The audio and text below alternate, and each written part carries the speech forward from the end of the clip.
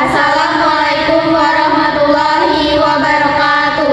Kami dari kelompok 10B Biokimia 2 yang beranggotakan saya Bunga Nadia Saputri dengan NIM 06, Saya Pema Mustia Dewi dengan NIM 50. Saya Nabila Anggraini dengan NIM 58. Pada video kali ini kami akan memaparkan materi Biokimia 2 mengenai katabolisme asam amino.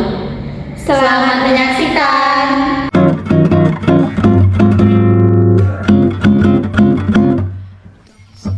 Tujuan, mahasiswa mampu menunjukkan sikap tanggung jawab untuk memahami katabolisme asam amino.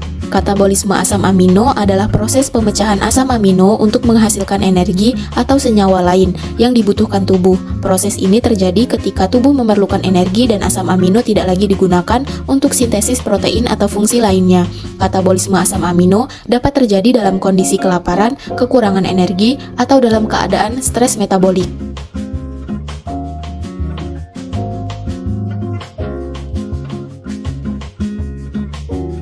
Proses katabolisme asam amino pada makhluk hidup meliputi tahap-tahapan berikut. 1. Penghilangan gugus alfa amino. Penghilangan gugus alfa amino merupakan tahap awal katabolisme sebagian besar asam amino yang terjadi setelah asam amino mencapai hati. Proses ini menjadi langkah penting ketika nitrogen harus dipisahkan terlebih dahulu sebelum kerangka karbon asam amino dapat dimanfaatkan dalam jalur metabolisme lain. 2. Transminasi. Transminasi merupakan reaksi pemindahan gugus alfa amino dari suatu asam amino ke alfa ketoglutarat sehingga terbentuk asam alfa keto dan glutamat. Reaksi ini dikatalisis oleh enzim aminotransferase dan memerlukan koenzim piridoksal fosfat yang berasal dari vitamin B6. Transminasi bersifat reversibel dan berfungsi mengumpulkan gugus amino dari berbagai asam amino ke dalam bentuk glutamat. 3. Deaminasi oksidatif. Glutamat yang dihasilkan dari reaksi transminasi selanjutnya mengalami deaminasi oksidatif di dalam mitokondria hati. Reaksi ini dikatalisis oleh enzim glutamat dehidrogenase dan menghasilkan alfa ketoglutarat serta ion amonium. Kombinasi antara transminasi dan deaminasi oksidatif dikenal sebagai proses transdeaminasi. 4. Pembuangan nitrogen. Ion amonium yang dihasilkan bersifat toksik sehingga harus segera dinetralkan. Di jaringan ekstrahepatik, amonia diikat dalam bentuk glutamin untuk diangkut ke hati. Di hati, nitrogen tersebut diubah menjadi urea melalui siklus urea, kemudian diekskresikan melalui ginjal dalam bentuk urin. 5. Setelah gugus amino dilepaskan, kerangka karbon asam amino diubah menjadi senyawa antara metabolisme seperti pirufat, asetil-CoA, asetoasetil-CoA, atau zat antara siklus asam sitrat. Kerangka karbon ini selanjutnya dimanfaatkan untuk menghasilkan energi, membentuk glukosa melalui gluconeogenesis, sintesis asam lemak, atau pembentukan badan keton sesuai dengan kebutuhan metabolisme tubuh. Produk akhir dan jalur degradasi utama asam amino. Pada degradasi 20 asam alfa amino yang ditemukan dalam protein, gugus alfa amino dihilangkan pada tahap awal jalur katabolisme. Secara keseluruhan, 10 asam alfa amino dikatabolisme melalui jalur asetil-CoA. Jalur katabolik masing-masing asam amino tersebut adalah sebagai berikut. Pertama, alanin mengalami reaksi transminasi reversibel yang melibatkan alanin dan pirufat, yang merupakan komponen penting dari siklus glukosa alanin. Yang kedua, serin diubah menjadi pirufat oleh enzim serin dehidratase yang membutuhkan piridoksal fosfat.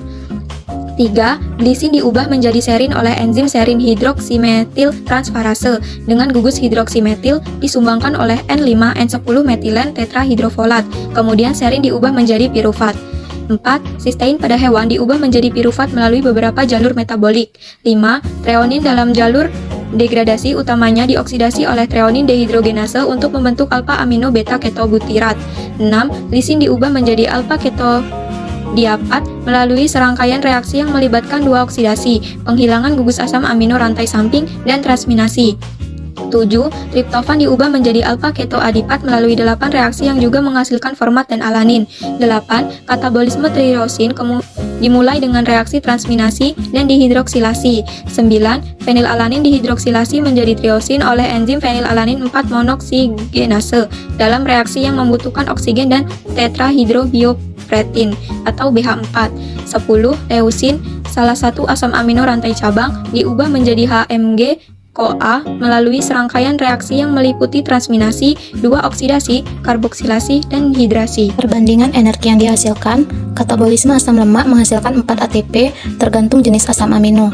Katabolisme glukosa menghasilkan 38 ATP dalam kondisi ideal. Sedangkan katabolisme asam palmitat menghasilkan 129 ATP untuk satu molekul asam palmitat. Katabolisme asam amino diawali dengan penghilangan gugus alfa amino melalui transaminasi dan deaminasi oksidatif, diikuti pembuangan nitrogen dalam bentuk urea. Sedangkan kerangka karbon dimanfaatkan dalam metabolisme energi. Energi yang dihasilkan lebih rendah dibandingkan glukosa dan asam lemak karena adanya kebutuhan energi untuk pembuangan nitrogen. Glukosa menghasilkan energi sedang, sedangkan asam palmitat menghasilkan energi yang lebih tinggi sebagai sumber cadangan energi utama bagi tubuh. Sekian video dari kami, terima kasih. Wassalamualaikum warahmatullahi wabarakatuh.